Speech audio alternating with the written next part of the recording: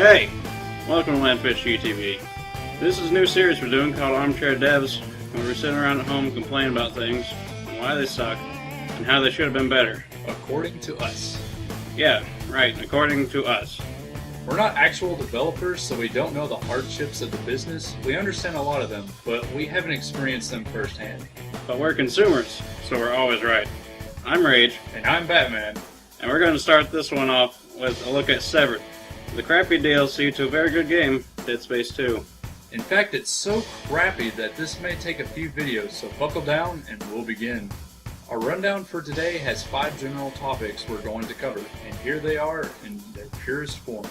Number 1. Story was shit. Number 2. Even less scary than the main game. Number 3. They throw tons of useless shit at you for no reason. Number 4. Reused levels. Number 5. No new guns. Fuck. The complaining. Number 1. Story was shit. Dead Space 2's Severed story was horribly straightforward and predictable for a horror game used to twists and turns that put the player in almost getting how messed up this is, but not quite zone. Let's start with the underlying issue Dead Space 2 is suffering from, which is the refusal to give players even basic background knowledge about what's going on. Severed picks up the story of people who are prominent figures in Dead Space Extraction. A fucking Wii game! Those of us on the Xbox, PC, or PS3 system, which are the most prominent by far, the original Dead Space was never released on the Wii, never experienced this storyline. So rather than explain it in a well-done cutscene that tells you what the fuck is going on, all we're shown is audio of people dying and this lazy animation of health bars going down. I mean, sure, you can experience it if you want to. You can go read about it, watch videos, spend the money and get a Wii just for that game. But this isn't fair to your fans. 90% of us just want to pay the money if we're going to get the DLC and play it without having to spend time looking up what you didn't feel like putting in. So we start this game up and see some dude, the hero, talking to some chick, his wife, I guess, and we're told that they're husband and wife. But besides that, we have absolutely no connection with these names or faces at all. Vague references to the other game are made. They're back! They're back! What's back? Shut up! They're back! But they're all so badly written I didn't care to listen to them at all. However, they do insinuate that they previously did not know the Necromorphs were on the station or attacking. Then some dude, Tom Cruise, automatically starts fucking shooting at you as soon as you come out of the doors. His only explanation is that he already knows what you're going to do. Like Minority Report. So he just wants to kill you now and get it over with. Okay, so think about it. Around this time, Isaac is being freed and romping through the hospital, as is referenced by the wasted tripod you find just after flying across the station, when you kill this idiot. That means all shit has already broken loose in under a matter of fucking minutes. Massive, hundreds plus skyscraper space station under full assault in under minutes.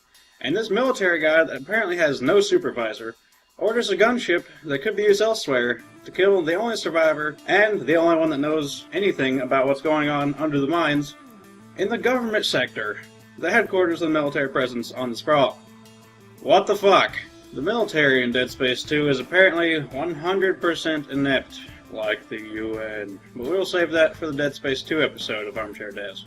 So then you spend the whole time racing this douche to your wife. He even takes shots at you and horribly misses, even though he's trained to shoot and actually trying to kill you.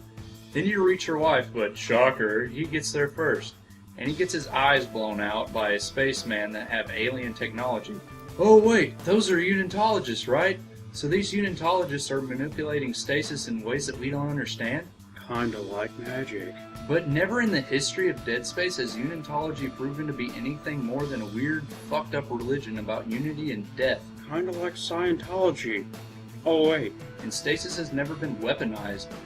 Now they're magicians? Awesome. God damn it, Tom Cruise! So then, you race after these wizards, and they use their magical powers of science. Oh wait. I mean unity. And they die. So you kill them again. So then you open the door so your wife can leave on this dropship thing?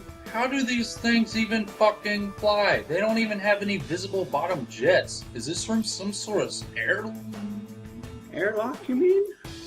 Yeah, you know the airlock, right down the hallway from where Isaac was, hanging out? The one with the dropship, waiting to be launched. The one that could have, taken him away so he could skip all the dangerous shit. But no, I'm sure Isaac would have been like, fuck that, I'm a real man. But no, that will not happen because if it's still here, that's just more convenient. So, we'll walk in and hack this terminal. It looks like every other terminal on the entire station. And blam! It's this big blind asshole McGee here to ruin the day. Let's take a closer look at this poor guy. He's been through a lot. He randomly decided to kill his friend for a highly speculative reason. Everyone he knows is probably dead. So he pretty much just leaves any military buddies in the fucking dust just to go kill his friend's wife because of orders. And now he has no eyes. Okay. So for some deluded reason, he doesn't want to call off the chase and go home now? That he has no eyes? This man can hear only the screams of the dying and the scraping of the necromorph hatred across metal floors in the dark. Everybody's dead. The military presence in this game is so flimsy that we have to assume 90% of them are also dead. And this guy still wants to kill his friend and his friend's wife because of orders. Durr! So how does he accomplish this? He obviously knows where they are, because when he walks up with a grenade, he taps on Gabe's shoulder like, "Hey dude, what's up?" But then he's all, "Just following orders, LOL." And then they wrestle with the grenade. It's not like he didn't have a plasma cutter 5 minutes ago that he could have shot Gabe in the face with, and then blown up the dropship. If he was going to go suicide with a grenade, how was he supposed to fulfill his orders? His orders were to eliminate key subjects, the wife. Gabe was an obstacle, nothing more. So why does he choose to blow himself up with Gabe? You can't kill her with a grenade from there, pretty obvious. So he wanted to make it impossible for her to escape, I guess? Well then the dropships have giant machine guns, and all it took Gabe was a few shots from a pulse rifle to open the door? Fuck it, I give up. At least we got to reenact the Alamo with a machine gun and evil zombie children. No, get away from there, stop that! So what could have been fixed from our armchairs? Nothing. But what should this have been like? Well, I'm gonna tell you. Okay, so first off, tell us what the fuck is going on. This is not enough. Don't know who these characters are, I don't care. Gabe sounds just like an Isaac with a different accent and a less dead significant other. We rarely get to see his wife when she's not on the screen. Dead Space 2 fails hard in introductions. Here's what we really wanted to see. Okay, so picture this. We need a cutscene of the military headquarters in the government sector. God knows they could have used the same damn levels if they already had to do that. But then it's being flooded with reports of people disappearing, shifts not showing up, just weird shit's going on. Like mechanical failures, clanking in the walls like we see in the other Dead Space games? So Gabe's CO informs them of the situation down in the mines. It's so close to the base that they have to check it out, because they can't allow HQ to be compromised. He even speaks to Gabe in person about what happened previously in the Wii game. They begin sending out teams. You get to see Gabe suit up and his team move into the staging area where several dozen teams and gunships are being moved to different areas of the sprawl. Then Gabe's carted off to the mines. So while they're in transit, you see the opening credits, and we're introduced to minor, unimportant characters on the team.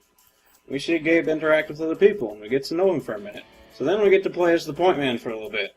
We get to walk around, being the first one in, through extremely dark mines and chase shadows. You can find blood and gore on the floor. You can be like, "Hey guys, we're finding some messed up shit." And then you guys find the station where the distress came from, and then you hack into the power grid because it's off for some reason. Then another cutscene comes back to HQ. All of a sudden radio chatter lights up like the 4th of July. Screams, calls for backup, the whole shebang. Make it coordinated so that people in certain sectors go first and then the adjacent sectors. Health bars go down like the intro we have here. The operators bark up trees, giving out orders, rapid fire. A general feeling of what's going on can be felt, and then your CO can be seen barking orders to you with people running to and fro. And then a new cutscene. A dropship circling the government sector is being redirected. Then some kind of necromorph attacks it, and it spins off course towards the comm tower. This cutscene stops right before the impact. And then, all of a sudden, we're back to the HQ. The building shakes once, then there's a dramatic pause, and it shakes again. And then the lights flicker out. The CEO can be counting, like everybody's counting, like 1, 2, 3, 4, and then at 5, the power comes back on. And everybody sighs, because, you know, that it's okay now. And someone yells, "Damage report!" And people are trying to reach other squads, but they can only reach static. And somebody else at the comm towers 1 and 3 are both out. The most important person in the room tells the tech to draw like 10% extra power and boost Tower 2's signal. Tideman wants to broadcast station-wide. The CEO asks what he's supposed to do. Then that person tells him to use shortwave communications and go rally squads, meet at the hospital, tell the others. So then we cut back to Gabe and his team. They've gotten the power on in that sector, and the floodlights come on. They try to raise HQ, but they can't. They don't understand what the CO said, but it kind of sounded really bad. The team a sector over can't be raised either. Somebody brings up the health monitors on their holoscreens, but horrifyingly enough, the other team is already dead. That can't be right. Can it be right? Screams can be heard. Shadows. Tense. Then the lights go out and you have to press buttons in a sequence to fight, and then run as your team is overrun and slaughtered. Gabe runs for at least 20 seconds around different bends, hearing the screams getting more distant. Then you can show us this shit when Gabe is clear of the monsters. So, what does all of that accomplish to the introduction that Severed did not? Well, here's a list, because it's really long. Number 1. It introduced us to characters and allowed us to bond with them, making us care. Number 2. It reminds us that there is, in fact, a military presence in Dead Space 2, not just all bad guys and some really bad riot police. Number 3. It gives us a chance to see that villain not be a total dick, so we know he's actually human and not a walking cliche. Number 4. It gives us much needed info about how the invasion actually started. It doesn't have to reveal the whole thing, but if you wanted it to, it could explain where, and you could obviously hear what it sounded like. Number 5. It gives us a setup for why the military is so ineffective, and why the only military person we hear is Tideman. It also sets up for the terminate all key subjects line. Number 6. It could actually be scary, like the scariest part of the game by the look of the rest of it. Number 7. It introduced us to what happened in the Wii game without forcing us to look outside this game for it, and it made the "they're back" sound not so dumb. Number 8. It gave this DLC a proper introduction to a horror setting instead of the crap we were fed in the real one. Number 9. And finally, sure, they'll like this one, it sets up a starting point for any DLC they could imagine afterwards. Sure, it's not in the cards with Visceral's budget. Right. Cough, cough, best-selling horror game, cough, cough. But anyway, that's what we want to see.